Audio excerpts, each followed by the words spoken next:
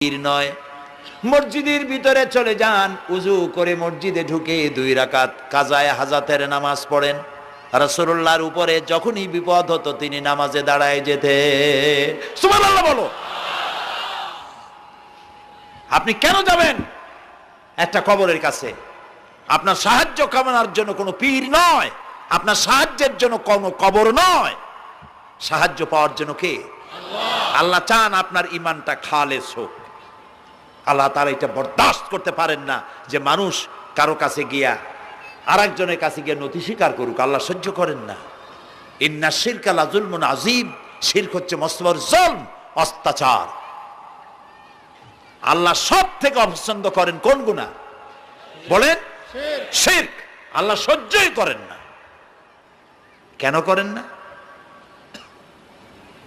একটা যুক্তিতে আসে। যারা বিবাহ